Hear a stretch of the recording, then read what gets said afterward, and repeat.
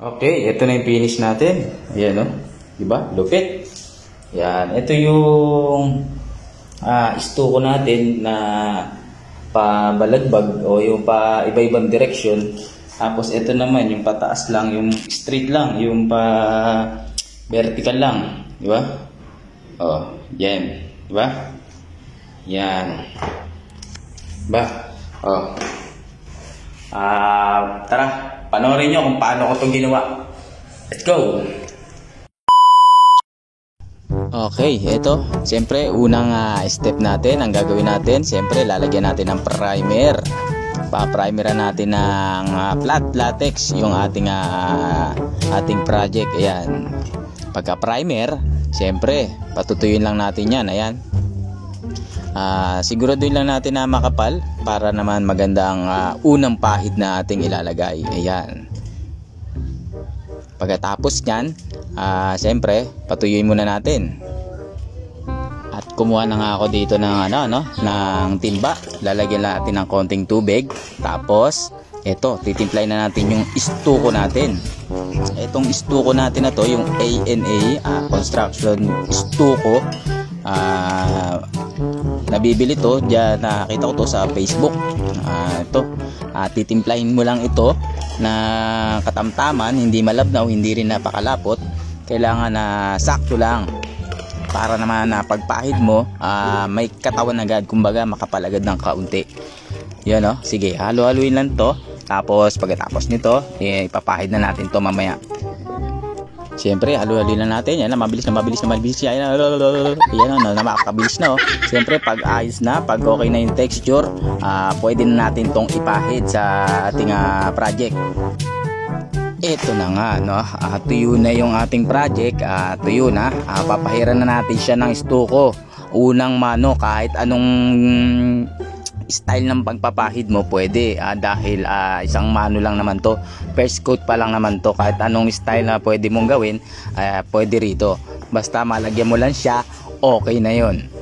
Ayan, kukuha na tayo ng unang kuha.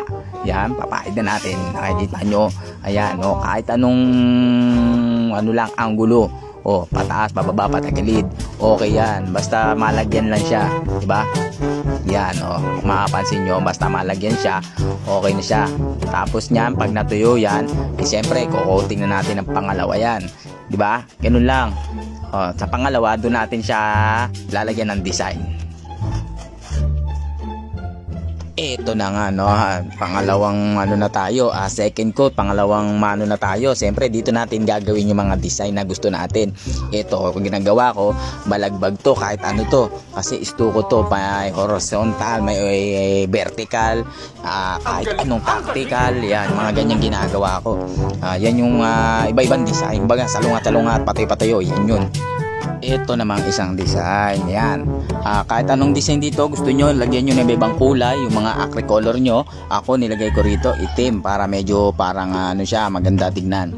Siyempre ito, design nito pa vertical lang, yung patayo lang. Siyempre yan, lalagyan na natin, patayo-tayo lang yan. Ganyan ninyo lang ng paleta, diba? Yan, diba? Diba? Diba?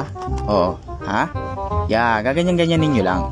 Tapos tsaka nyo yung dulo, gusto nyong lapad, ngayon ilalapad nyo, diba? Medyo may style yan, tignan nyo. Yan yun. Yan yung gusto kong design. Yan, ginawa ko lang yan, gusto ko lang gawin nga ganyan, para may idea kayo kung anong gusto nyong gawin sa wall nyo, yung mga accent wall, dyan nilalagay yan. At syempre maya maya, diba, tatap coat na natin to, kaya maghintay lang kayo dyan.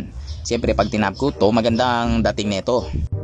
Ito na nga, diba? Siyempre, yan, itatap coat na natin siya. Ang gagamitin natin pang top coat dito, siyempre, ito yung pinakamalupit, Boysen acrylic emulsion. Yan. So yan, ipapahid lang natin gamit ang brush. Gusto nyo roller, pwede dito. Yan, ginamit ko dito brush, para kasi pag ni roller pa, maraming hugasin pa. Yan. First coat to second coat, pwede nyong gawin tong pang-top coat na ito. Pero ang gagawin ko rito, makapal na first coat lang, para mabilis mapakita ko sa inyo kung gaano siya kaganda o kakintab o napakaganda. pag siya natuyo. Yan, ngayon ilalagay na natin siya sa araw para matuyo na siya. Yan, hintayin na lang natin mamaya. Yun guys, sample to, paano ko to ginawa. Ayan. Yan Ayun lang po, no? Sana po meron kayong natutunan sa aking munting video. Para po di masayang Gmail nyo, i-subscribe nyo na sa akin sa YouTube.